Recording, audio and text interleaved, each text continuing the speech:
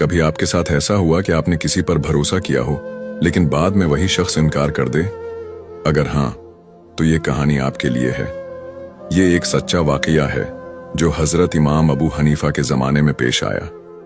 एक शख्स इमाम अबू हनीफा के पास आया। चेहरे पर शदीद परेशानी थी।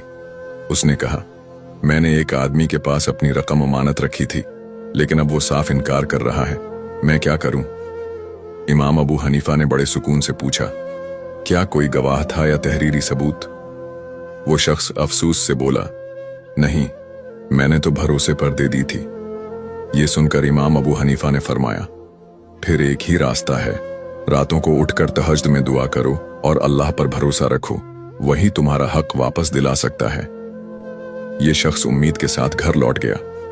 उसने सच्चे दिल से तहज्जुद पढ़ना शुरू कर दी और अल्लाह से मदद मांगता रहा।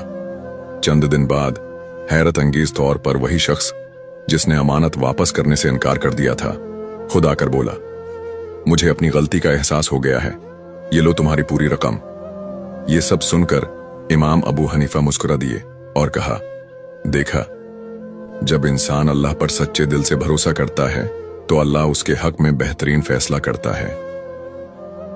तो दोस्तों, अगर आपके साथ कभी ऐसा हो तो घबराएं मत, अल्लाह से रजू करें और अपने मसाइल को हल करें।